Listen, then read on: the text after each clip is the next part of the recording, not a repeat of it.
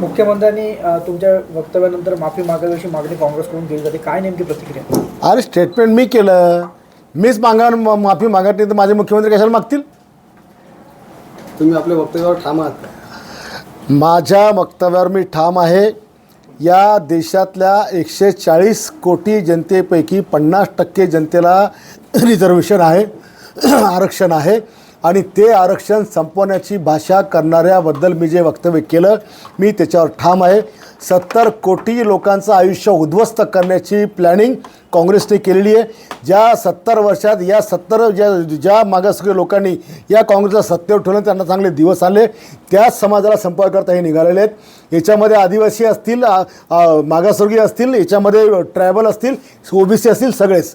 आणि पुन्हा मी उच्चार करेन की जो धनगर समाज आणि ओबीसी समाज आज आरक्षणात मागायच्या प्रतीक्षेमध्ये आहेत, इतक्या वर्षांतून तो आंदोलन करतो, त्यांना देण्याच्या आधीच त्यांचं आरक्षण खतम करायकरता हे यांचं सगळं प्लॅनिंग चाललं आहे. आणि म्हणून मी माझ्या वक्तव्यावर या ठिकाणी ठाम आहे. राहिला आंदोलनाचा विषय, तर काँग्रेसवाल्यापेक्षा जास्त आंदोलन आम्ही केलेली आहेत, आम्हाला करता येतात. आणि तुम्ही तर काय फक्त कधी न ठाण्यामध्ये ठिया म्हणता, आम्हाला पण 10,000 लोक आणून करता येतील. महाराष्ट्रभर सगळ्या ज्या जातीचं आरक्षण तुम्ही हिसकायचा प्रयत्न करून राहिलो त्या सगळ्या जाती पेटून उठतील आणि या काँग्रेसच्या विरोधामध्ये आंदोलन करतील आणि त्यांनी केलं पाहिजे.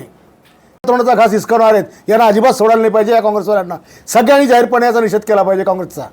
2 दिवसानंतर मुख्यमंत्री आता जिल्ह्यात आहेत, बुलढाण्यात आहेत आणि असं असताना काँग्रेसकडून निषेध केला जाऊ शकतो. मुख्यमंत्र्यांचा कार्यक्रमामध्ये 26 मार्कांचा लोकार्पण सोहळा आहे, जे सगळ्या समाजाचे दैवत आहेत.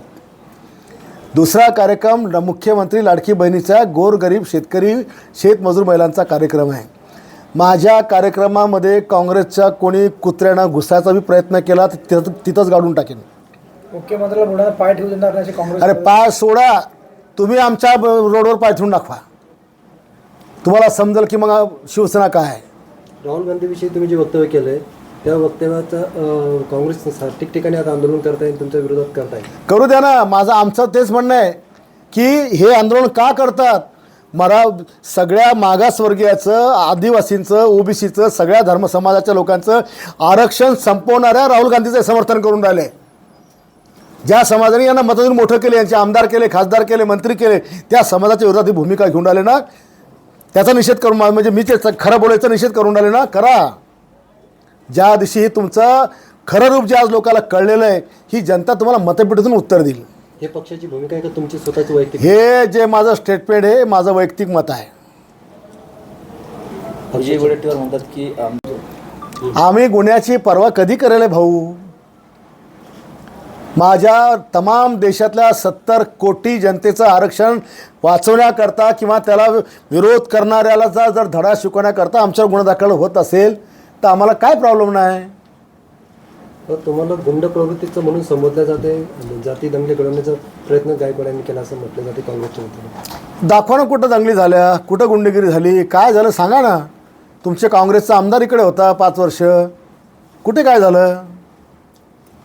आणि अशा प्रकारे तमाम करोडो गोरगरिबांचं आरक्षण हिसकावण्याची भाषा करण्याला उत्तर देणं ही जर गुंडगिरी होत म्हणत असतील तर अशी गुंडगिरी मला मान्य आहे. विजय वडेट्टीवारनी अनेक वेळेस माझ्याबद्दल काही गोष्टी घाणेरड्या बोलल्या, मी काय बोललो नाही. पण विजय वडेट्टीवार, आम्ही तुमचा रिस्पेक्ट करतो, जरा नीट बोला. आम्हाला तुमच्या पहिल्याच्या नेत्याला आवर घाला, राहुल गांधीला, जो आमचं आरक्षण आमच्या सगळ्या गरीब लोकांचं आरक्षण हिसकायचा प्रयत्न करून राहिला, आमच्या महाराष्ट्रातल्या देशातल्या तमाम समाज आरक्षण केला. पहिले आपल्या नेत्याला शिकवा, मग निषेध करा.